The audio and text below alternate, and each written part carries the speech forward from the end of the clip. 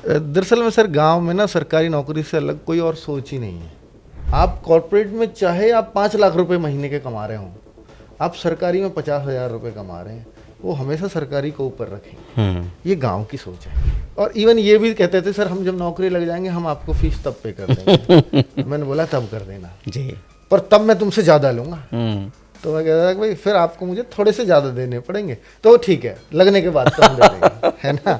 और फिर लगने के बाद जो हम ज़्यादा 10-5 हज़ार की जो भी डिमांड हो हमारी, तो वो भी फिर जो सैलरी से देंगे। पर मन के हाँ सैलरी से दे देना, मुझे कोई दिक्कत नहीं है। तो फिर सैलरी से भी लोग फीस दे करके जाते थे वापस पोस्ट पर। कितने जगह पे आप क्वालिफाई किए अंकित सर? मैं 10 जगह क्वालिफाई किया, अलग अलग जगह। बट मैंने ज्वाइन कहीं नहीं किया, ज्वाइन सिर्फ यहीं किया था। यहाँ आ जाएंगे जी। तो सुबह 5-5:30 बजे दिसंबर जनवरी में सोचिए ना आप कितना कैसा मौसम होता, अंधेरा हो रहा होता था जी, कोहरा पड़ रहा होता था, और बच्चे सुबह 5:30 बजे आकर के मेरे पास बैठे हुए होते थे। सर हम गवर्नमेंट जॉब्स जो भी आती हैं लगभग उन सब की तैयारी हम लोग करा रहे हैं रोजगार विदंकित पे। हम बच्चों को 500 रुपये में पूरे साल ट्यूशन पढ़ाते हैं। एक बार 500 लिया, पूरे साल आप ट्यूशन पढ़ सकते हो। और बच्चा आपसे किस चीज़ से जुड़ा हुआ है, उसने आपको कभी यहाँ के नहीं देखा, फिजिकली नहीं देखा, ना वो कभी आपके ऑफिस आया है, ना उसे पता है कि आपका ऑफिस कहाँ पर है।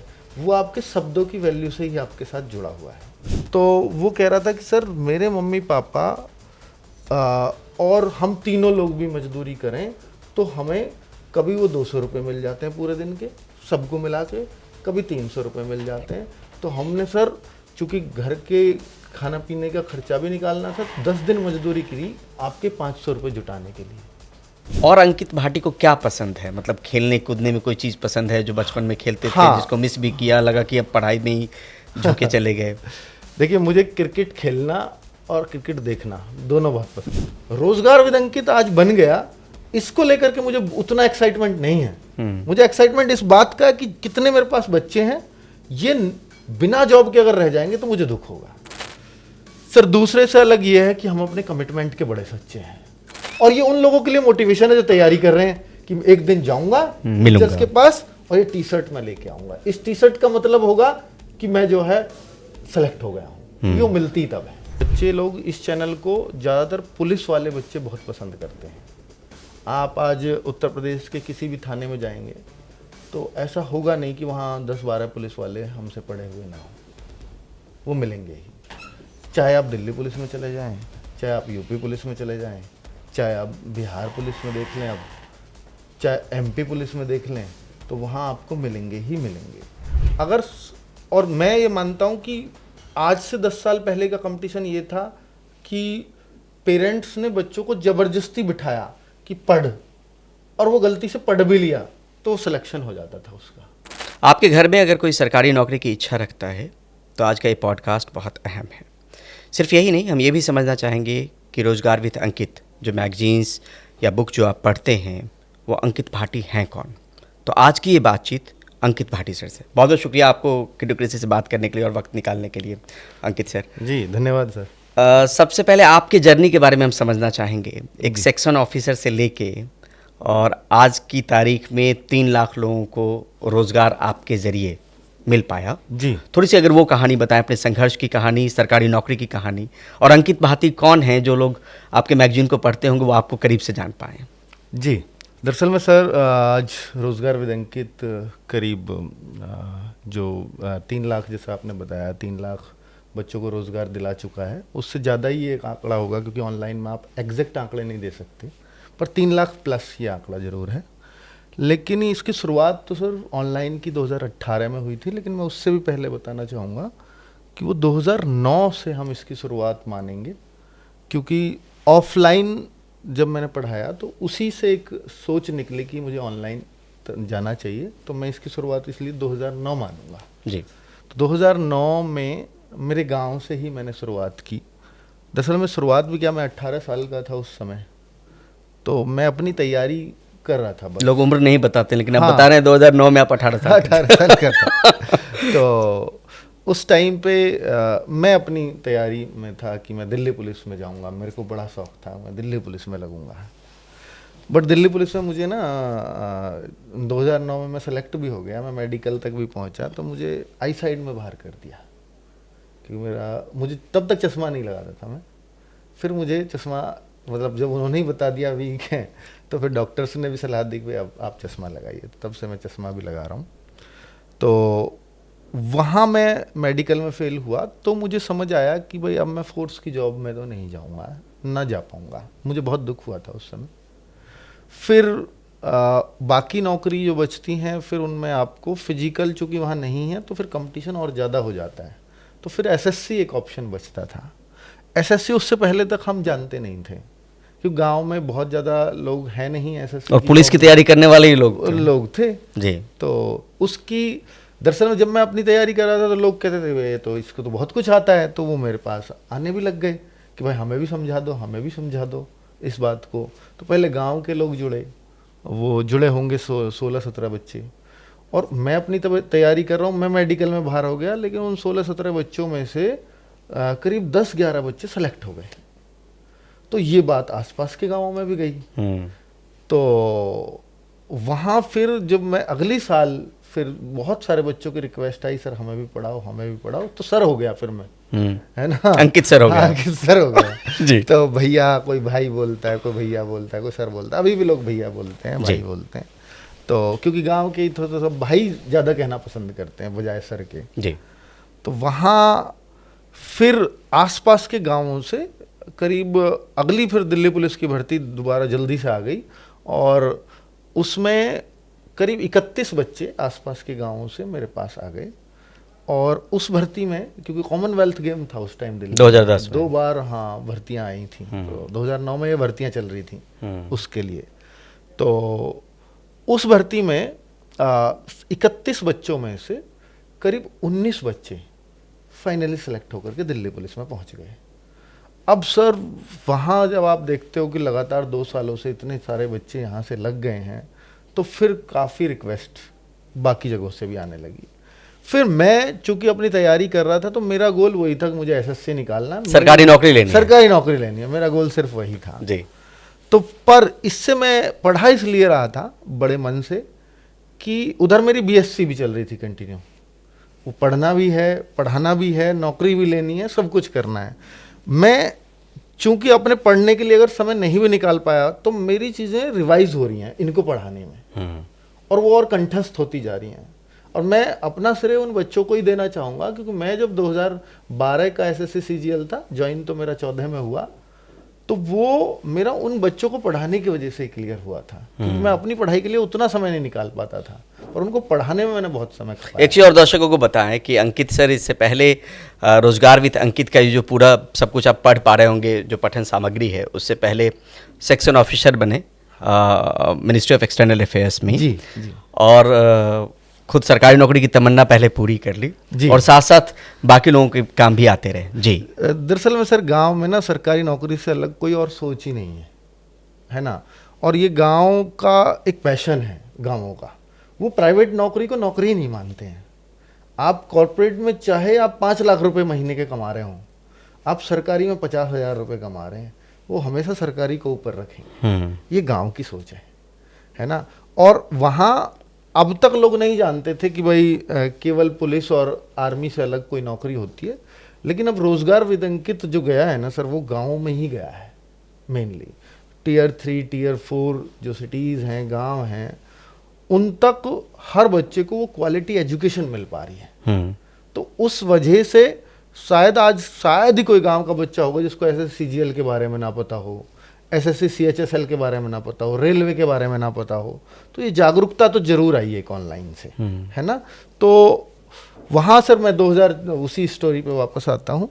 2000 मैं ऐसे पढ़ता रहा, पढ़ाता रहा, बच्चे और बढ़ते रहे। गाँव में एक चक्कर और आएगा कि उस टाइम कोई फीस देता था, कोई नहीं देता था, मेरा अपना काम चलता था, क्योंकि मैं सरकारी नौकरी तब तक नहीं लगा था। तब तक मुझे कोई जो पैसे दे जाए मेरे लिए वो काफ़ी होते थे जी। ऐसा भी नहीं कोई स्ट्रिक्टली हमने कोई फीस का रूल बना रखा था।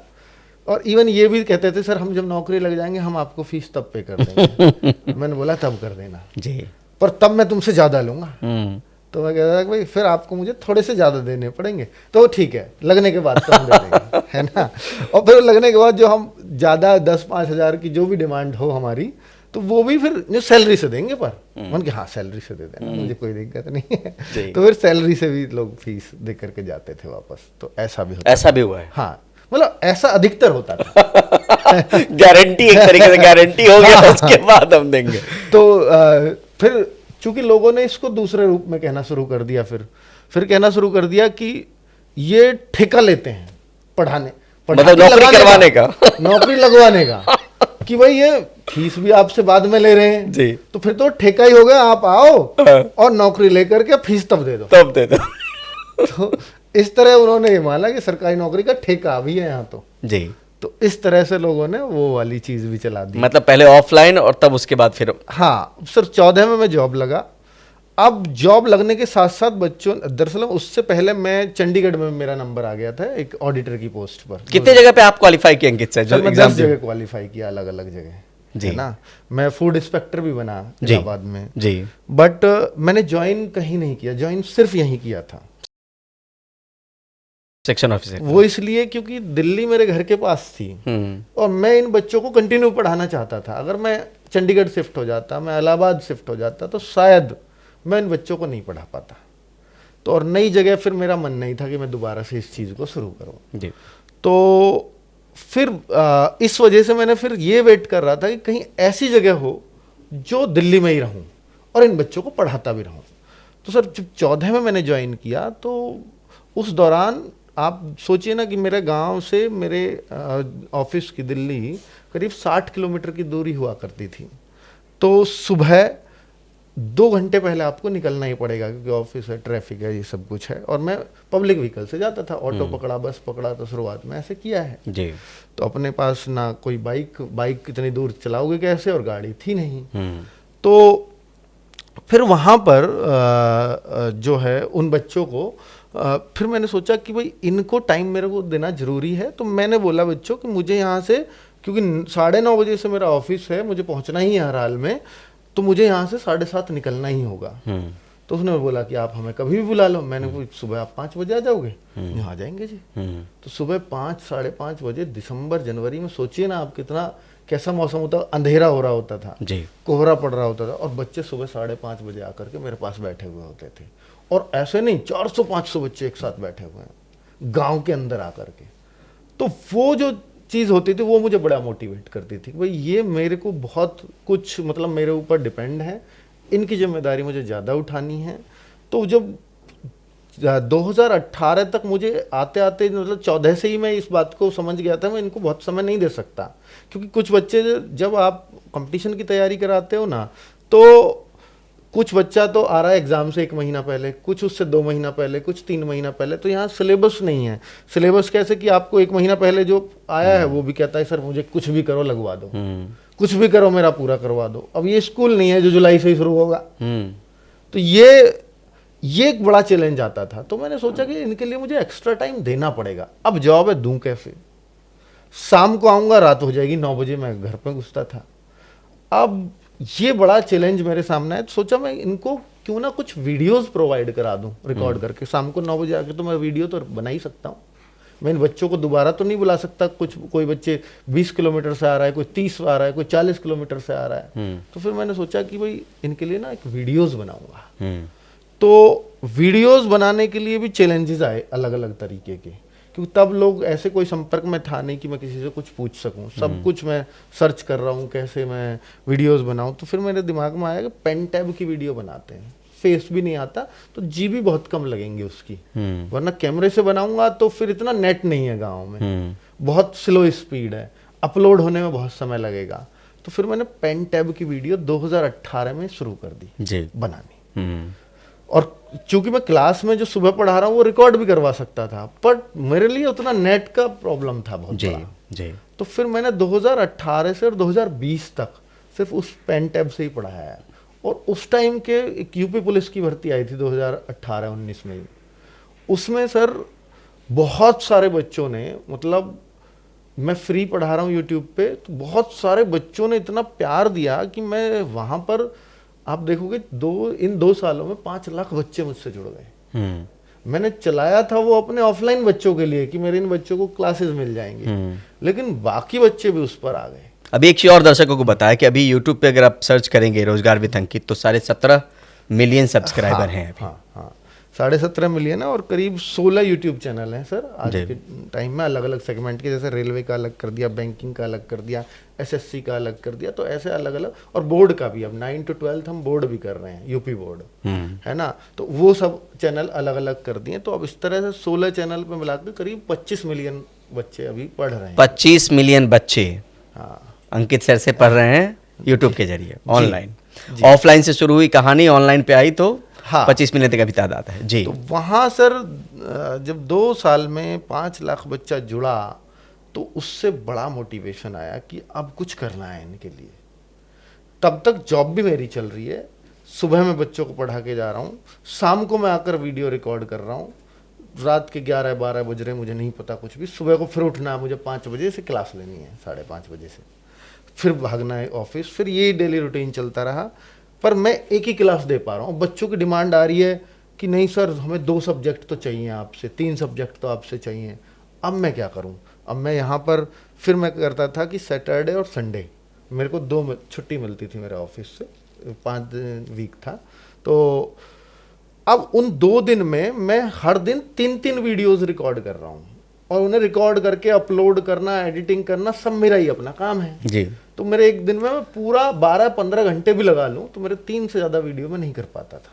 तो इन दोनों दिन में 6 वीडियोस कंप्लीट कर लेता था। तो बच्चों को एक हफ्ते के लिए एक वीडियोस फिर उनमें से डालता रहूँगा। तो एक डेली अपलोड कर दूंगा और एक इनमें से चलती रहेगी। अब बच्चों के 2 सब्जेक्ट कवर होने लगे जी। अब उनकी उम्मीदें और ज़्यादा बढ़ने लगी। 2020 आते आते उन्होंने बोला कि सर अब तो हमें ये सब्जेक्ट भी चाहिए। अब मेरे पास कोई और ऑप्शन नहीं था कि मैं अब आपको टीम जोड़ूं और फिर एक कैमरा सेटअप लगाऊं। तो फिर मैं उस मजबूरी में ग्रेटर नोएडा आकर के शिफ्ट हो गया। अब तक मैं गांव में ही था जी। और ग्रेटर नोएडा शिफ्ट हुआ तो फिर मैंने यहाँ एक डिजिटल बोर्ड भी लिया, फिर उसमें टीचर्स भी जोड़े। तो 15 अगस्त 2020 को एज ए टीम हम लोग पहली बार आए। वहीं से हम स्थापना मानते हैं रोजगार विद अंकित की। 15 अगस्त 2020 जी। हाँ, कोरोना भी था जी। तो उस टाइम पे बच्चे ऑनलाइन ढूंढ भी बहुत रहे थे। तो वहाँ से जो सफ़र चला है ना सर, वो बहुत तेज़ी से उसने गति पकड़ी है और बच्चों ने पूरी तरह से, चूँकि ऑफलाइन से ऑनलाइन शिफ्ट होते चले गए। और आज आप देखेंगे कि जो बड़े बड़े ऑफलाइन कोचिंग सेंटर्स हुआ करते थे वो आज नहीं है, क्योंकि बच्चों को ये पता है कि मैं ऑनलाइन में, क्योंकि अब जब आप ऑफलाइन पढ़ेंगे तो ये छोटे एग्जाम्स की तैयारी करने वाला बच्चा, इसकी क्षमता एक साथ बैठने की 2 से 3 घंटे से ज़्यादा नहीं है। अब 2-3 घंटे आप ऑफलाइन में पढ़ा रहे हो, ऑनलाइन में बच्चा किसी भी पोजीशन में बैठकर पढ़ लेता है। घर पे बेड पे लेटा हुआ पढ़ सकता है, सोफे पे बैठ के पढ़ सकता है, कहीं 6 घंटे आराम से पढ़ लेता है। अब जो कोर्स ऑफलाइन में 1 साल में पूरा होता था वो यहाँ 3 महीने और 4 महीने में पूरा हो जाता है। तो बच्चा बहुत तेजी से शिफ्ट हुआ और वहाँ वो ऑफलाइन में जो 1 साल में वो 1 लाख रुपए से ज़्यादा खर्च करके आता था, क्योंकि बड़े शहरों में ही अच्छे रहने का, खाने पीने का पैसा, रहने का पैसा खर्चा, और 20-25 हज़ार कोचिंग की फीस भी हुआ करती थी।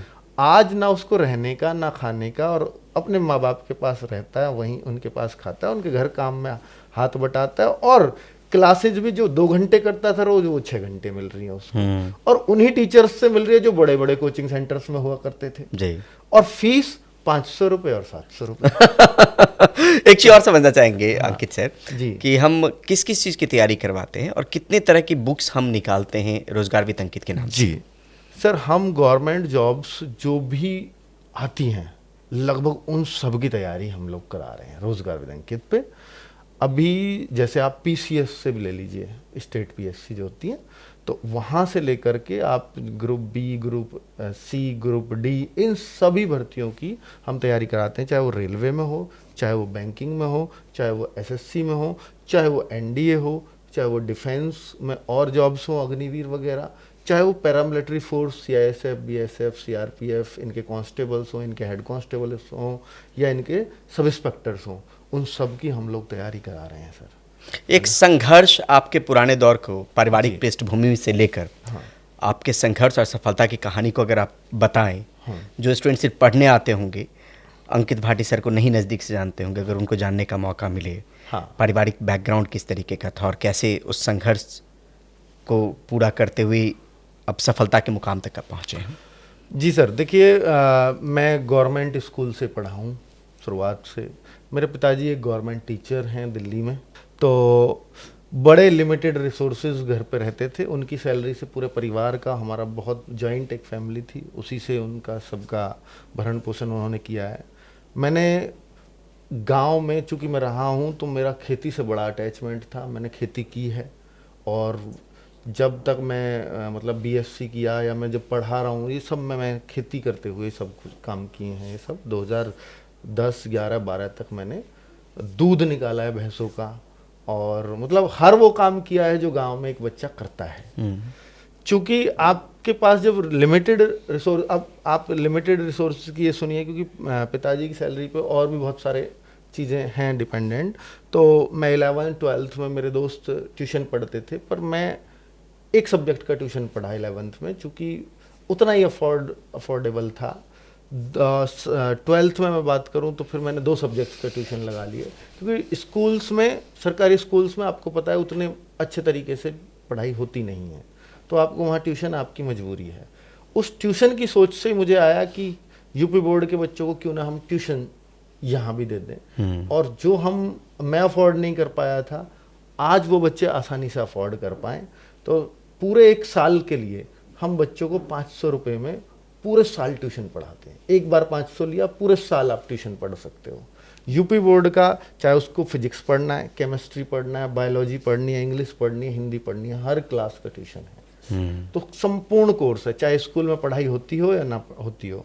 RWA ट्यूशन क्लासेस, इसलिए वहाँ से ट्यूशन वर्ड आया, तो इस नाम से हमने चैनल चला रखा है। तो यूपी बोर्ड के बच्चे वहाँ पढ़ रहे हैं। तो वो यूपी बोर्ड से, चूंकि मैं खुद पढ़ा हूँ, तो इसलिए मेरा मन था कि मैं यूपी बोर्ड ही शुरू करूँ, है ना। तो सर उस दौरान आप देखेंगे कि भाई मैंने कोचिंग भी पढ़ाना शुरू किया, तो जेब खर्च के लिए मेरा पैसा निकलने लगा था, कि उससे पहले पापा से मांगते हुए थोड़ा शर्म झिझक आती थी कि मांगे तो किस चीज़ के लिए मांगे। बट अगर आप किसी ज़रूरत के लिए मांगते हैं, पेन कॉपी के लिए, तो आप मांग सकते हो। लेकिन अब थोड़े आप बड़े हो रहे हो, तो आपको कुछ और काम भी हैं, तो छोटे मोटे जेब खर्च चाहिए, तो उसके लिए फिर वो कोचिंग से निकलने लगा था। तो वो मेरे लिए पर्याप्त था, जो बच्चे दे देते थे वो मैं रख लेता था। तो उस तरह का एक संघर्ष तो रहा ही है, और लगातार वो हर काम जो एक बच्चे को करना चाहिए, मैंने उस हर काम से गुजरा हूँ। और मुझे फ़क्र है इस बात का कि मैं एक किसानी भी मैंने की है, मैंने पशुपालन भी किया है, जो मैं कर सकता था और पूरी शिद्दत से किया है सर, और उसके साथ पढ़ाई भी की है। और कभी 4 चक्का नहीं था, लेकिन आज मर्सिडीज भी पास में है। लोगों को मोटिवेट करने के पॉइंट ऑफ व्यू से किस तरीके से संघर्ष को सहते हुए आपने ये सफलता जो अर्जित की है? हाँ सर, जो प्यार मिला लोगों का। जी, तो बिल्कुल सर, ये जो बच्चों का प्यार है, उन्हीं से जो भी कुछ आज हम यहाँ तक पहुँचे हैं, उन्होंने एक विश्वास दिखाया है, एक विश्वास जताया है। शायद वो एक भरोसा करते हैं कि अगर इन्होंने कुछ बोल दिया तो वो पूरा होगा यहाँ पर। चाहे 500 रुपये ले रहे हैं, तो 500 से ज़्यादा हमें चीज़ें यहाँ पर मिल जाएंगी। और उन्होंने ऑनलाइन की दुनिया में सर एक चीज़ बड़ी दिक्कत वाली बात है, जो बच्चा भरोसा नहीं कर पाता, कि यहाँ ना शब्दों की वैल्यू कोई नहीं रख पाता ऑनलाइन में। जी। और बच्चा आपसे किस चीज़ से जुड़ा हुआ है, उसने आपको कभी यहाँ के नहीं देखा, फिजिकली नहीं देखा, ना वो कभी आपके ऑफिस आया है, ना उसे पता है कि आपका ऑफिस कहाँ पर है। वो आपके शब्दों की वैल्यू से ही आपके साथ जुड़ा हुआ है। तो RWA को या अंकित भाटी को आज अगर बच्चा जानता है, तो वो इसलिए भी जानता है कि यहाँ से अगर एक शब्द भी निकला है तो पूरा होगा, चाहे कुछ भी सही। तो इसलिए एक भरोसा होता है कि भाई मैं यहाँ से कोर्स लूँगा, मेरे 500 रुपये जो जाएंगे वो गड्ढे में नहीं हो सकते हैं।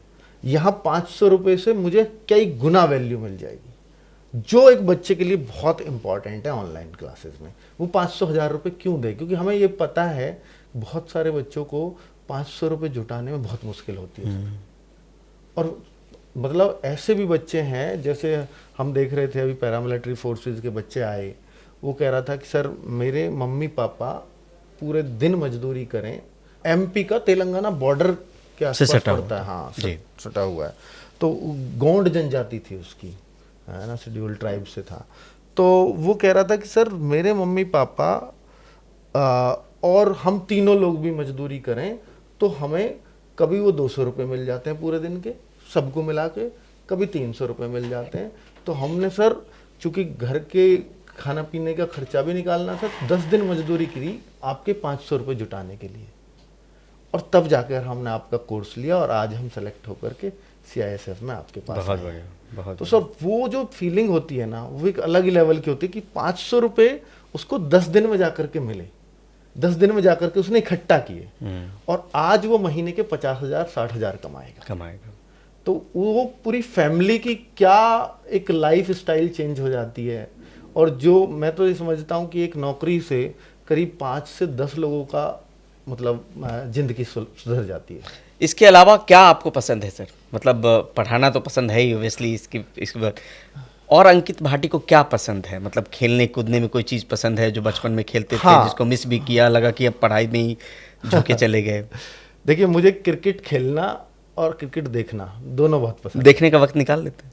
देखने का वक्त अब थोड़ा सा मुश्किल होता है, स्कोर चेक कर लेते हैं, है ना। तो आज मैच है तो ये पता होता है, तो फिर मैं बीच बीच में स्कोर जरूर चेक कर लेता हूँ कि कौन जीता, बड़ी खुशी होती है उससे। एक गेम है, मैं चेस, वो मुझे भी आता है। वो कभी कभी वो खेल लेता हूँ। हाँ, तो चेस और क्रिकेट से लगाओ। हाँ। अब ये भी समझना चाह रहे हैं आपकी जुबानी कि अभी तक कितने लोग सफल हुए होंगे, अगर आपकी जुबानी हम समझें, आपसे जुड़कर जी, और साथ में कितने लोगों की टीम है जिसका नेतृत्व आप करते हैं? जी, देखिए सर, सफल जब मैंने 2009 से 18 तक गाँव में पढ़ाया, तो ऑफलाइन उन 9 सालों में करीब 8-9 हज़ार बच्चों को पढ़ाया होगा, और 1700 बच्चों को, एग्जैक्ट आंकड़ा है 1710 हो 1720 हो, इसका तो मुझे नहीं पता, 1700 प्लस था, वो बच्चे गवर्नमेंट जॉब पा करके गए थे उन 9 सालों में। यहाँ आए हुए 2018 से 2025 7 सालों में, इन 7 सालों में 3 लाख से ज़्यादा बच्चे गवर्नमेंट जॉब पा चुके हैं। पूरा देश जुड़ चुका है, पूरा देश जुड़ चुका है। यहाँ स्केल भी बढ़ा वहाँ आप पूरे जीवन भी पढ़ाते रहें, आप बहुत लिमिटेड बच्चों को पढ़ाओगे, और आप 50,000 बच्चों को ऑफलाइन से सेलेक्ट करा दो तो बहुत बड़ी बात है। तो अभी करीब करीब 3 लाख लोग हम कह सकते हैं। 3 लाख लोगों को गवर्नमेंट जॉब मिल चुकी है। अभी जो हम काम कर रहे हैं उन बच्चों को गवर्नमेंट जॉब दिलाने के लिए, वो करीब 350 लोग रोजगार विद अंकित में काम कर रहे हैं। सोचिए, कभी अकेले आप चले थे, और जो कहते हैं लोग कारवां बनता गया, उसी तर्ज पे एक तरीके से आप एग्जाम्पल हैं, उदाहरण हैं। हाँ, दरअसल में सर, जब आप अकेले चले हो ना, तो आप ये सोच कर नहीं चलते कि आपको रोजगार विद अंकित बनाना है कभी। बस आप ये सोच रहे होते हो छोटे छोटे गोल्स। मैं उन लोगों को भी यहाँ पर बताना चाहूँगा जिसके मन में ऐसा कभी सवाल आता है। तो आप ना, मेरा उद्देश्य कभी ये रहा ही नहीं कि मुझे रोजगार विद अंकित बनाना है। मुझे ये था कि मेरे पास इतने बच्चे आ गए, इनमें से मैं कितने अधिकतम को सेलेक्ट करा सकता हूँ, वो मेरे लिए खुशी है। रोजगार विद अंकित आज बन गया, इसको लेकर के मुझे उतना एक्साइटमेंट नहीं है। मुझे एक्साइटमेंट इस बात का कि कितने मेरे पास बच्चे हैं, ये बिना जॉब के अगर रह जाएंगे तो मुझे दुख होगा। तो मैं उस पर काम करता हूं लगातार कि इनसे बेहतर रिजल्ट निकाल सकूं। और चूंकि गवर्नमेंट जॉब लिमिटेड लोगों को मिल सकती है सर, जितने भी तैयारी करते हैं शायद 1% बच्चे को ही गवर्नमेंट जॉब मिल पाती है। 99% अभी भी जॉबलेस रह जाते हैं, और वो 2-2, 3-3 साल की तैयारी करने के बाद। तो इसके लिए मैं सोच रहा हूँ कि क्या मैं इनमें स्किल डाल दूँ ताकि ये प्राइवेट जॉब में भी आ सकें, ये किसी कंपनी में जाएं तो अपना स्किल इनके पास हो कि वहाँ भी एक अच्छी सैलरी कमा सकें।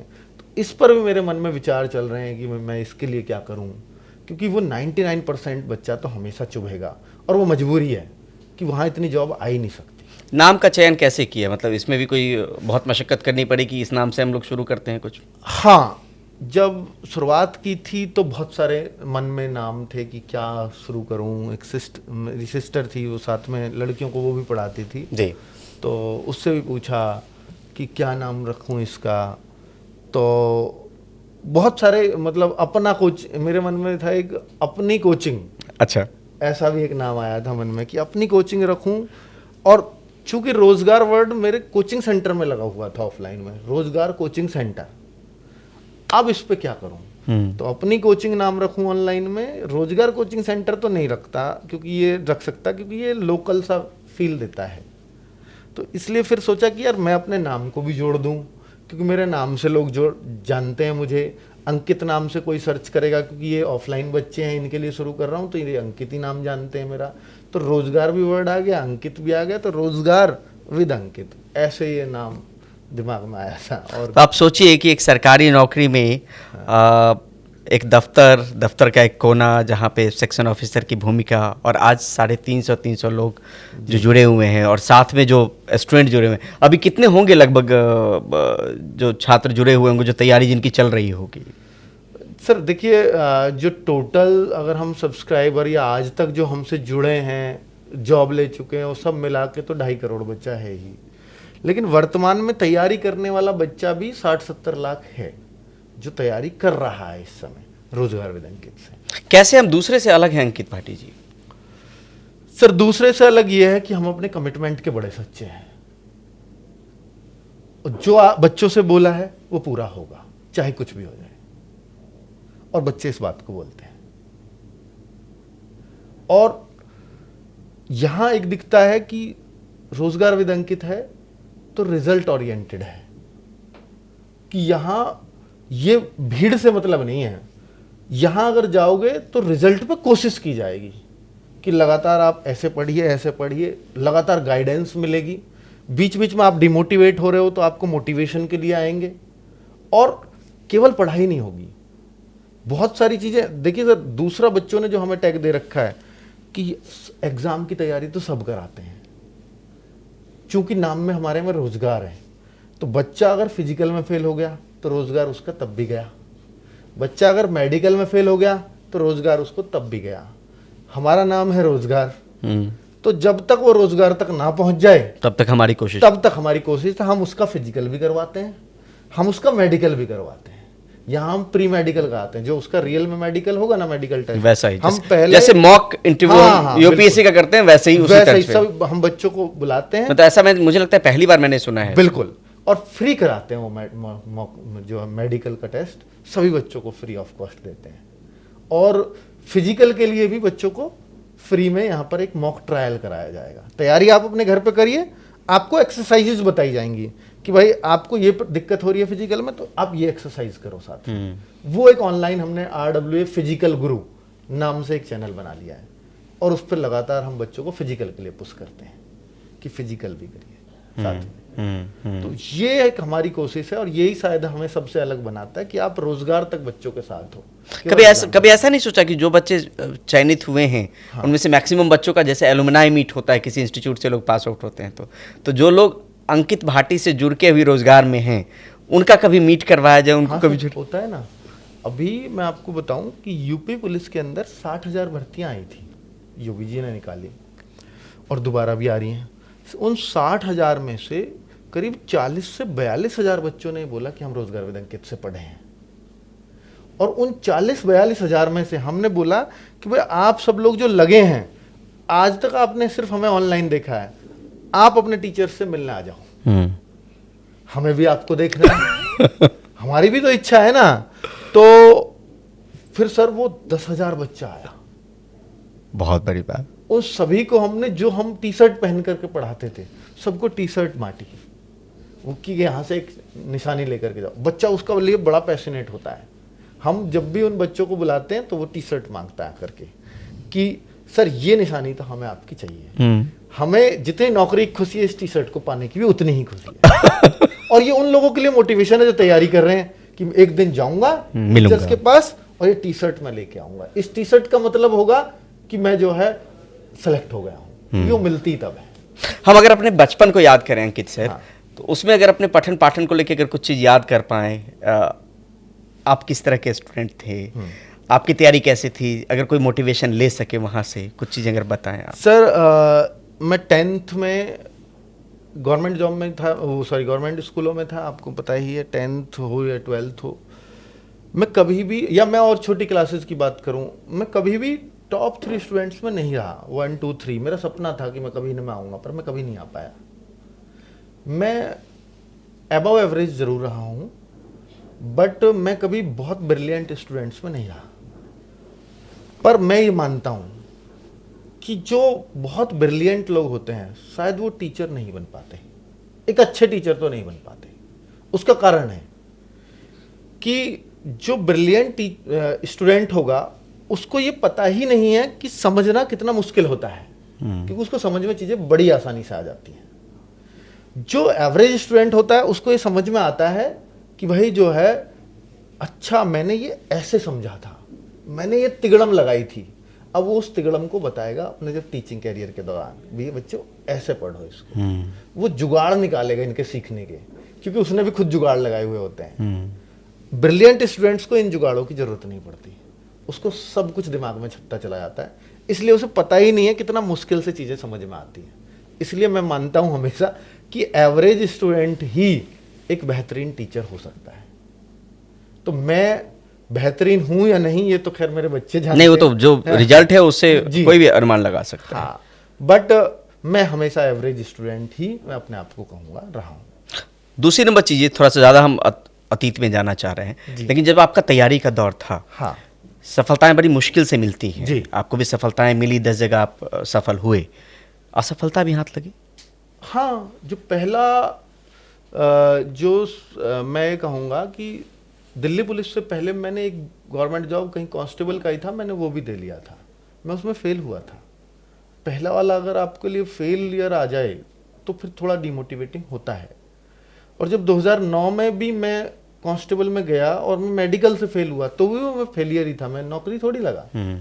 तो वहाँ मेरे फादर ने मुझसे बोला कि अब ये कांस्टेबल की जॉब थी इसलिए आसानी से तेरे को मिल रही थी, एवरेज बच्चा है तो ये अगर एसएससी की तरफ जाना है तो वहाँ कंपटीशन बहुत बड़ा है, वो देख लेना, चूज कर लेना, सोच लेना कि गवर्नमेंट जॉब ही करनी है तो फिर जो है बहुत मेहनत करनी पड़ेगी उसके लिए।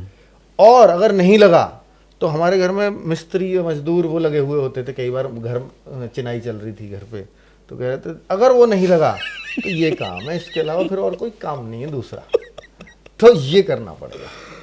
तो फिर हम उससे बहुत डर जाते थे, वो ये तो बहुत धूप में काम होता है, तसला यहाँ उठाना पड़ेगा सर पे, फिर वो पूरे दिन रगड़ना पड़ेगा खुद को, तो वो बड़ा बहुत, तो उसको दिखाते थे हमें कि ये दूसरा काम है आपका। तो फिर बड़ा ये था अब तो कुछ करना है। आपने जब तैयारी की, जब हमारे दौर में हम तैयारी करते थे तो दिग्दर्शन आता था, सामान्य ज्ञान दिग्दर्शन, बहुत पहले की बात है।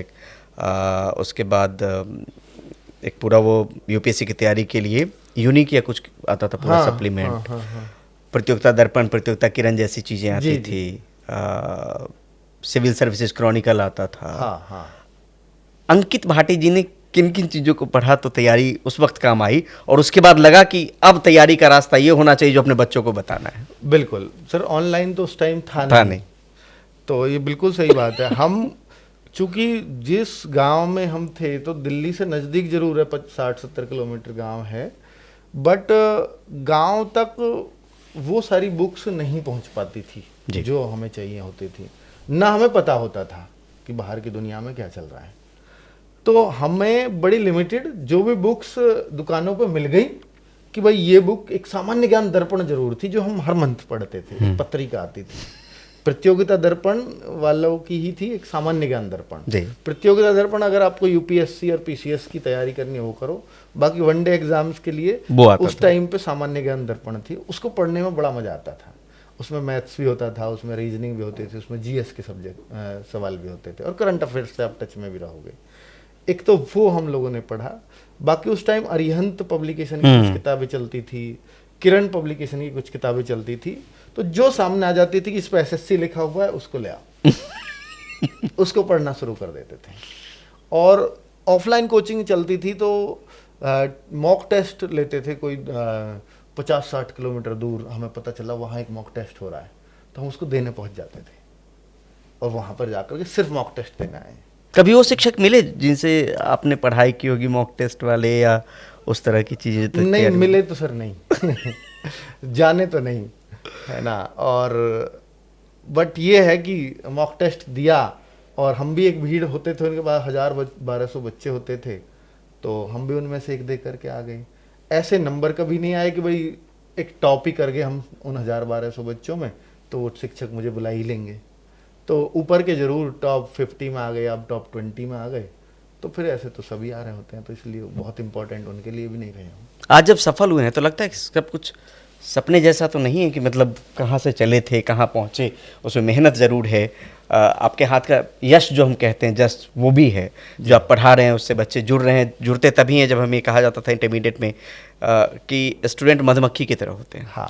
एक गया तो बाकी 5-7 जाएंगे जिनको अच्छा लगने लगा कि ये बहुत अच्छा हाँ, पढ़ाते हैं, ये बिल्कुल बहुत ऐसा अच्छा ही। पढ़ाते हैं, तो लोग उसके साथ जुड़ के आ Exactly. गए। तो कुछ लगता है कि कहाँ किसी गांव में थे, अब इतने सारे लोग हमसे जुड़े हुए हैं जिनका परिवार भी चल रहा है, जो एक टीम की तरीके से काम कर रहे हैं, कुछ आगे का विजन भी, जैसे आप कह रहे हैं कि बोर्ड के बच्चों को पढ़ाना शुरू कर दिया, कुछ और भी विजन आपके मन में है, जी। एनडीए वगैरह को जोड़ा आपने, धीरे धीरे जोड़ा होगा, एनडीए जोड़ा, यूपीपीएससी बाद में जोड़ा होगा। हाँ हाँ, बाद में जुड़े। तो कुछ लगता है कि अतीत में आंख बंद करके देखते होंगे कि कल आज कुछ, हाँ, कुछ चेंज तो इसलिए नहीं लगता क्योंकि आगे के टारगेट्स दिखते रहते हैं।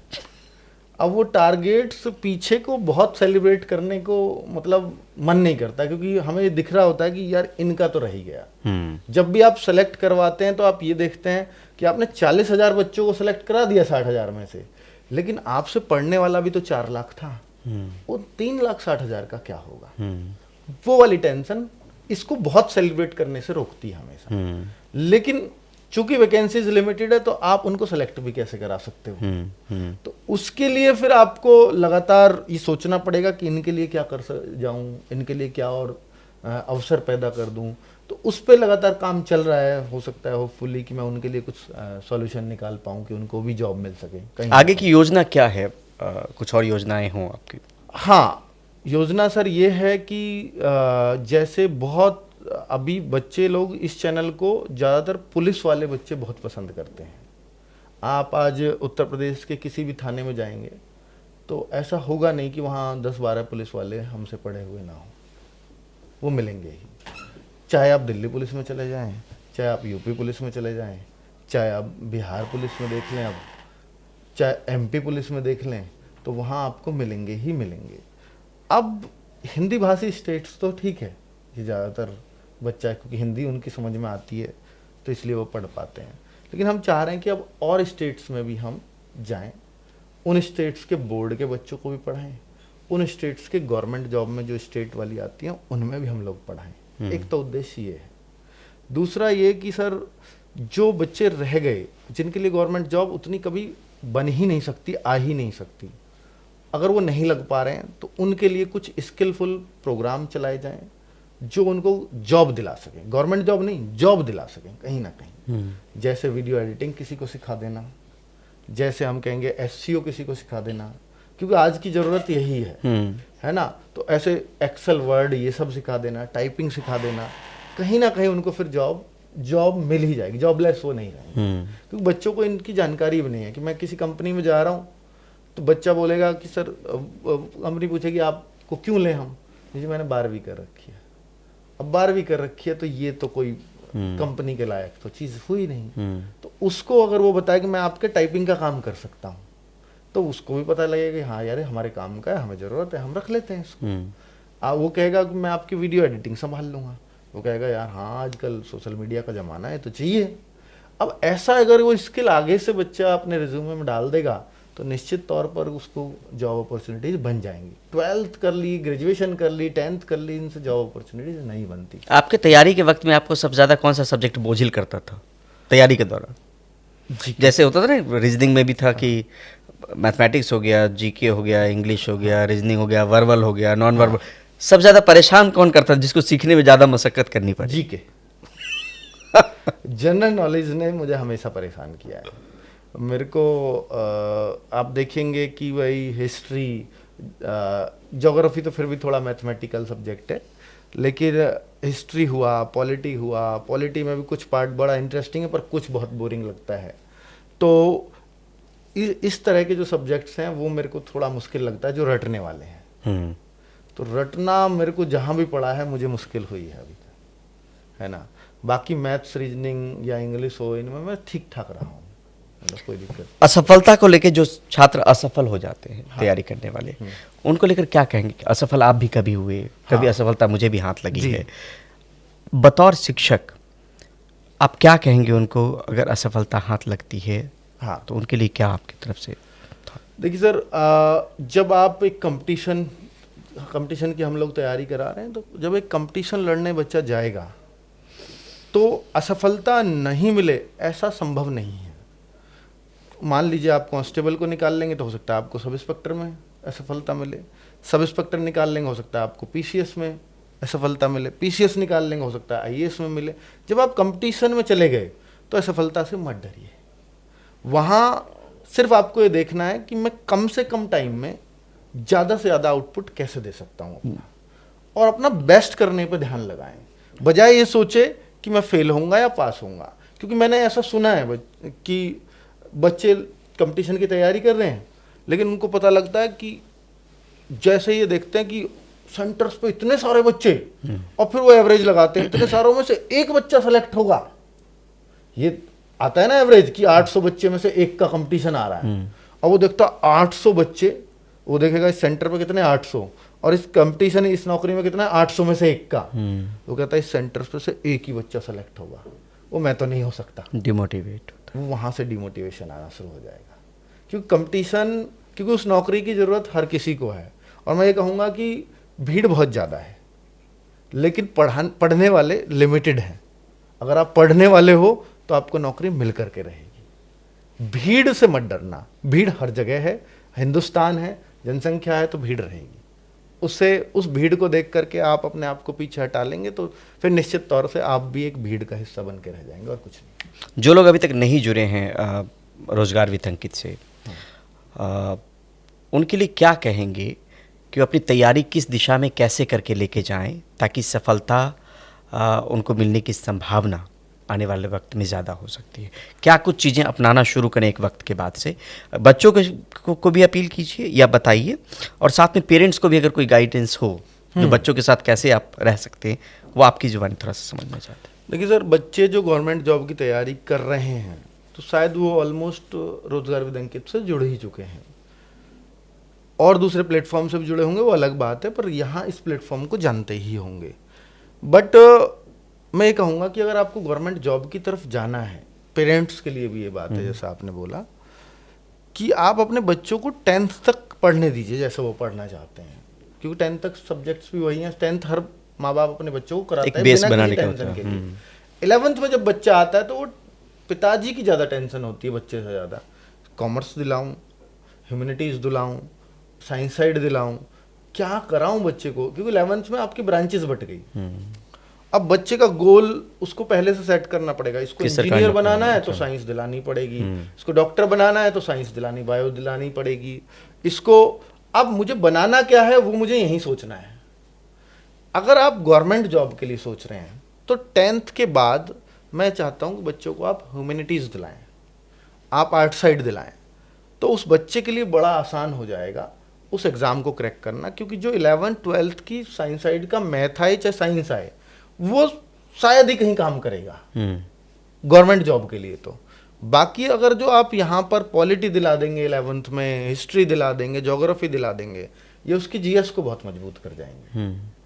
तो मैं उन पेरेंट्स को यही गाइड करना चाहूँगा कि या तो आप अपने बच्चों को ये गवर्नमेंट जॉब के लिए ना लाएं, फिर तो आप कुछ भी दिलाएं, लेकिन अगर गवर्नमेंट जॉब के लिए दिलाना चाहते हो तो फिर उसको आर्ट साइड की तरफ ले जाएं, और उसको ये बोलें कि अपनी वो पढ़ाई पे कम ध्यान दे 11th 12th वाली पे चाहे, पर इसको थोड़ा थोड़ा यहाँ पर भी इसको भी पढ़ना शुरू कर दे, क्योंकि अब इसके पास मौका भी है। क्योंकि 11th 12th अगर साइंस ले ली तो बहुत पढ़ना पड़ेगा, क्योंकि सब्जेक्ट्स में बहुत बर्डन है, वहाँ पर सिलेबस बहुत ज़्यादा है, ट्यूशन्स भी लगाने होंगे, यहाँ कोई आवश्यकता नहीं है। और अगर आपने 11th 12th के सब्जेक्ट्स पर ही मेहनत कर दी तो आपका एक सब्जेक्ट बहुत स्ट्रांग हो गया, वो है जीएस, जिसको सबसे ज़्यादा समय लगता है बच्चों को बनाने में।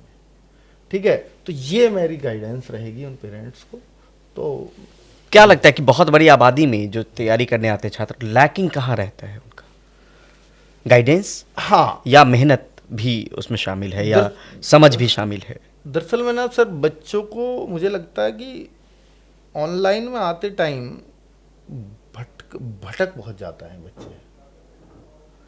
मैं ये कहूँगा कि ऑनलाइन के जितने फ़ायदे हैं उतने नुकसान भी हैं, उससे ज़्यादा नुकसान है कि आज वो यूट्यूब पे वीडियोस देख रहा है तो यूट्यूब पे और भी बहुत सारी चीज़ें हैं, वो रील भी स्क्रॉल करने लग जाता है, क्योंकि पेरेंट्स ने मोबाइल दे दिया, इंस्टाग्राम खोला, अब आप रील्स में कब 2 घंटे बिता रहे हो आपको पता ही नहीं लग रहा है। आपको सिंसियर होना पड़ेगा अगर आप ऑनलाइन तैयारी करना चाहते हो। अगर और मैं ये मानता हूँ कि आज से 10 साल पहले का कंपटीशन ये था कि पेरेंट्स ने बच्चों को ज़बरदस्ती बिठाया कि पढ़, और वो गलती से पढ़ भी लिया तो सिलेक्शन हो जाता था उसका। और अगर आज पेरेंट्स कितना भी बोल ले और बच्चा उनके कहने से पढ़ भी ले तो भी सिलेक्ट नहीं होगा, जब तक बच्चों में अपनी चेतना नहीं आएगी। कंपटीशन इतना ज़्यादा है कि उसको अपनी चेतना आना जरूरी है कि भाई मुझे ये करना है, तो ही वो कर पाएगा। अगर उस किसी के कहने से कर रहा है, किसी से बदला लेने के लिए कर रहा है, वो नहीं कर पाएगा। तो बच्चे क्या हो रहे हैं आजकल कि किसी से तुरंत मोटिवेट होकर के तुरंत किताब खोली और आज शाम को मोटिवेशन डाउन, कल से फिर उस पर आ गया। तो ये मोटिवेशन, क्योंकि किसी आपने ना एक पर्पज नहीं है आपके पास, इसलिए आपका मोटिवेशन आपको टाइम टाइम पे चाहिए भी और टाइम टाइम पे वो ख़त्म भी हो रहा है। आपको एक पर्पज बनाना होगा, मुझे गवर्नमेंट जॉब चाहिए क्यों, क्या मेरी कैसी परिस्थितियां हैं, क्या मैं अगर ये ना भी मिली तो क्या मैं अपना जीवन यापन कर पाऊंगा अच्छे से, ये आपको सोचना पड़ेगा। अगर ये कहते हो कि नहीं मिली मैं कर पाऊंगा तब भी अच्छा काम चला लूंगा अपना, तो फिर आप प्लीज़ मत आइए गवर्नमेंट जॉब की तरफ। फिर आप अपना जो काम चला लोगे ना उस तरफ जाइए, क्योंकि आप 2, 3, 4 साल यहाँ बर्बाद करके और फिर जॉब नहीं मिली तो फिर आपने अपनी लाइफ के सबसे इंपॉर्टेंट साल खराब कर दिए। फिर आप जो कर सकते थे, जो आपके मन में सेकंड थॉट था, उस पर काम करिए, शायद आप गवर्नमेंट जॉब वाले से भी ज़्यादा कमा रहे होंगे। ये मेरा एक सोचना है। माता पिता को अगर याद करें बचपन में, हाँ, क्योंकि प्लेटफॉर्म किडोक्रेसी है, आपकी पेरेंटिंग या किसी की पेरेंटिंग में पेरेंट्स की बड़ी भूमिका होती है जी। उनको कैसे याद करते हैं, मतलब जो तैयारी के दिनों में अगर याद करके देखते हैं तो? सर, पेरेंट्स में हमारे मम्मी तो बिल्कुल स्कूल नहीं गई हैं, तो पढ़ाई को वो भी समझती थी वैसे कि भाई पढ़ना बहुत ज़रूरी है, क्योंकि वो खुद नहीं पढ़ी।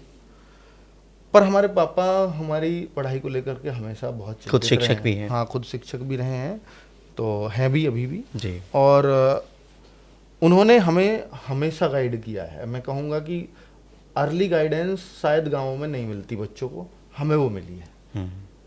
उन्होंने बोल दिया था कि 10th के बाद ही एक बुक लाकर रख दी हमारे सामने रीजनिंग की, हम कुछ नहीं पता ये क्या हाँ, वो तो नई चीज, हाँ, नई पहेली एक तरीके से। और वो रीजनिंग की बुक ऐसी जगह रख दी कि ये पढ़ेंगे या नहीं पढ़ेंगे कोई बात नहीं, लेकिन पर इनके सामने रख दूं, ये रोज ये तो देखेंगे कि ये कोई सब्जेक्ट रखा है।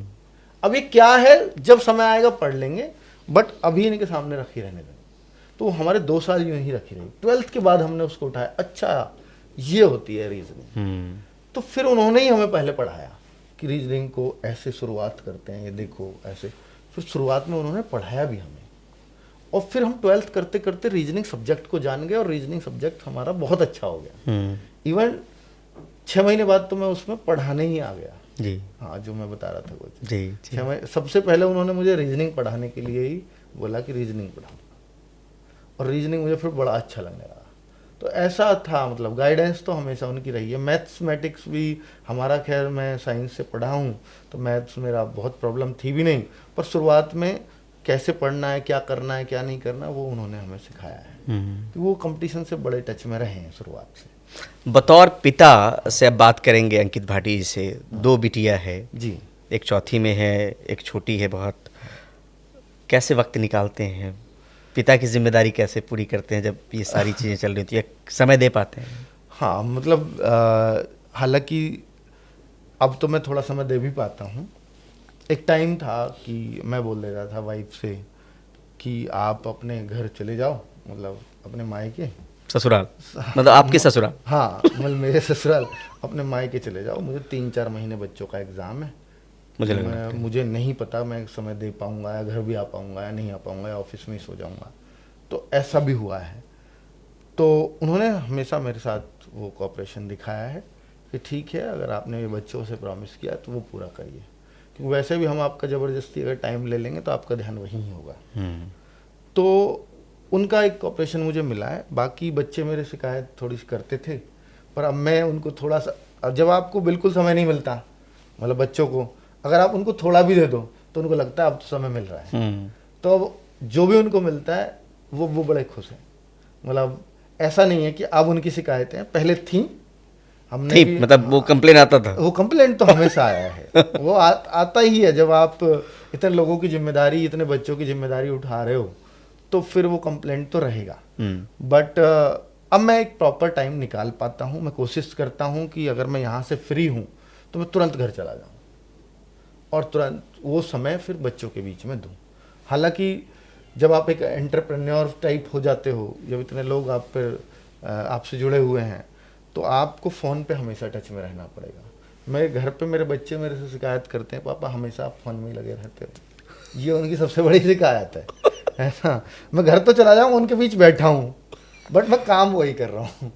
तो उनको यही रहता है कि पापा आप फ़ोन में क्यों लगे रहते हो हमेशा। मन की बेटा एक काम कर रहा हूँ, अब काम नहीं करूँगा तो आपकी फ़ीस कहाँ से भरूँगा। फिर मैं उनको ये कहता हूँ फिर आप पढ़ भी नहीं पाओगे।